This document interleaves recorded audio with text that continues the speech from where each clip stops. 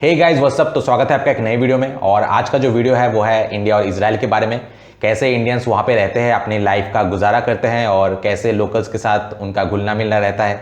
और you know Israel is one of those countries जहाँ पे इंडियंस को जाके ये लगेगा कि वो कहीं दूसरे देश में है ही नहीं, लगेगा कि अपने होम कंट्री इंडिया में ही है। और इसके बहुत सारे रीजंस हैं। कल्चरल सिमिलरिटी तो है ही, और Judaism is one of the religion in India also, क्योंकि इंडिया में भी काफ़ी सारे ज्यूज रहते हैं। इजरायलीस और इंडियंस ऑलमोस्ट सेम ही दिखते हैं, और इसीलिए उतना ज़्यादा डिफरेंस अगर हम दूसरे बहुत सारे देशों की बात करें तो एक बहुत रेडिकल एक डिफरेंस होता है फिजिकल अपीयरेंस में। तो कहीं ना कहीं हम थोड़ा सा अपने आप को एक कुछ अलग महसूस करते हैं, लेकिन जब फिजिकल अपीयरेंस में इतना सिमिलरिटीज हो तो लगता है कि आप एकदम बिल्कुल उनके साथ घुल मिल जा सकते हैं और लगेगा ही नहीं कि आप किसी और देश में आए हैं। तो चलिए सबसे पहले वीडियो देख लेते हैं और उसके बाद में बहुत कुछ डिस्कशन करना है।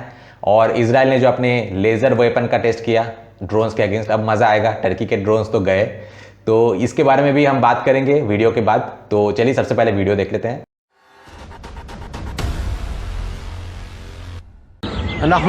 आज का प्रोग्राम इंडिया के बारे में होगा। भारतीय खाना, कैसे ज्यूज भारत पे पहुंचे, भारतीय ड्रेस, डांस, सब कुछ। मजा आएगा भाई, मजा आएगा। योगा शब्द का अर्थ क्या है? योग एक बहुत सामान्य अवधि है। योगा की उत्पत्ति भारत में ही क्यों हुआ? लोग एक ऐसे परमानंद की अवस्था की तलाश करते हैं जिसमें वे स्वयं को ईश्वर से जोड़ सकें। आप इसे असाधारण रूप के साथ कह सकते हैं।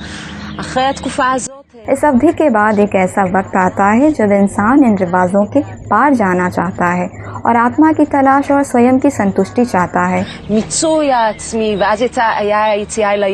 रीना, तुमसे मिलकर बहुत खुशी हुई, बहुत खुशी हुई। तुम्हारे इंडिया के घर के बारे में बात करते हैं। तुम्हारी जन्म कहाँ हुई थी?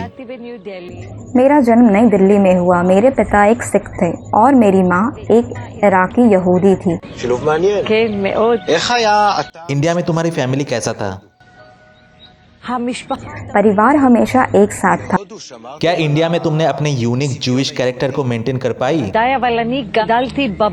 बेशक, मैंने एक ऐसे घर में जन्म लिया जहां मुझे हमेशा हाथों को जोड़ना और विनम्र रहना सिखाया गया, परंतु मेरी माँ बहुत पारंपरिक थी और उस बात का भी ख्याल रखती थी कि मैं यहूदी धर्म को ना भूलूं। इस तरह हम भारतीय यहूदी की तरह बड़े हुए। तुम्हारे इंडिया के घर में और इजराइल के घर में क्या फर्क है? जब मैं भारत आती हूँ, अपने साथ इजराइल को लाती हूँ। मेरे लिए यह भारत और इजराइल का एक मेल है और यही हूँ मैं। मैं यहाँ पे अभी एक इंडियन एक्सपर्ट के साथ बैठा हूँ। डॉक्टर शल्वा वाइट, ज्यूज इंडिया में कैसे पहुँचे? सबसे पहले तो ये उल्लेख करना जरूरी है कि वहाँ यहूदियों की 3 समुदाय हैं। कोचिन में यहूदी दक्षिण भारत में हैं। 19वीं शताब्दी में बगदाद के यहूदी भारत आए थे। अगर हम सबसे बड़ी समुदाय बेनी इजराइल की बात करें तो भारत में यहूदियों का विरोध नहीं था। ज्यूइश इंडियन कम्युनिटी की साइज क्या होगी? 28,000 लोग। अभी इजराइल में 60 से 80,000 भारतीय यहूदी हैं। दुनिया में कोई नहीं जानता कि बेनी इजराइल भी एक समुदाय है। इंडिया में क्या ज्यूज पॉलिटिक्स या फिर इंडस्ट्रीज में हिस्सा लेते हैं?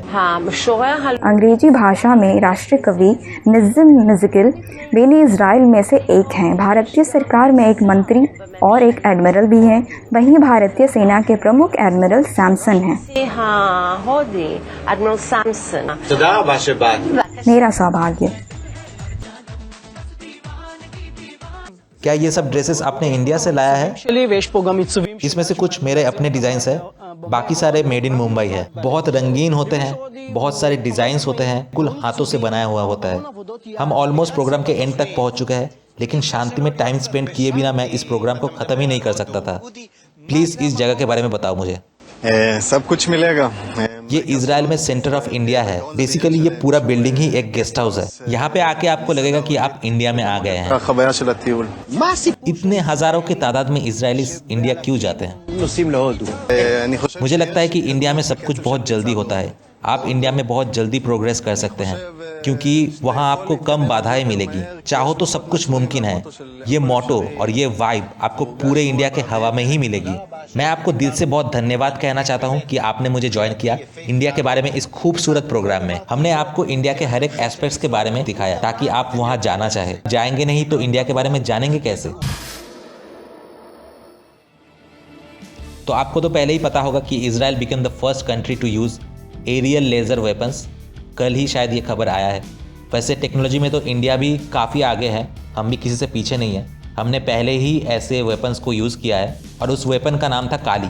हालांकि वो लेज़र वेपन नहीं है, बहुत कोई इसे कंफ्यूज करते हैं और काली को एक लेज़र वेपन बताते हैं, लेकिन काली लेज़र वेपन नहीं है।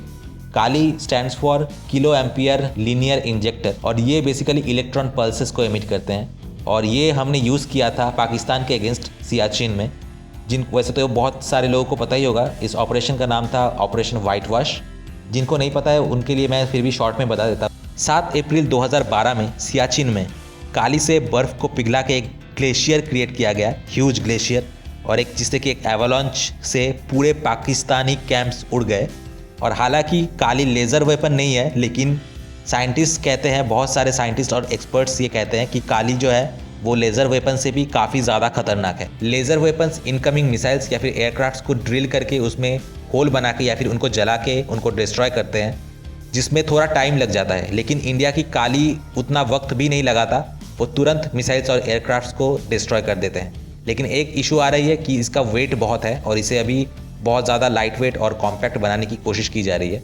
तो इंडिया और इजराइल दोनों ही एक दूसरे को बहुत कुछ दे सकते हैं, और कल अगर पाकिस्तान या फिर चाइना इंडिया पे हमला करते हैं, इंडिया पे अटैक करते हैं, तो इजराइल और इंडिया के ये टेक्नोलॉजिकल पार्टनरशिप ही काम आएगा और इससे सरहदों पे हमारे लाखों जवानों के जान बचेंगे और अपना देश बचेगा। और ये अरब देशों में काम कर रहे इंडियन के नौकरी खोने से कई ज़्यादा इंपॉर्टेंट है। तो इस हाई टाइम कि इंडियन पॉलिटिशियंस अपने माइनॉरिटी अपीजमेंट पॉलिटिक्स को छोड़ के इजराइल को ओपनली सपोर्ट करें। तो यहीं पे मैं वीडियो खत्म करूंगा। मिलते हैं आपसे नेक्स्ट वीडियो में। Till then good bye.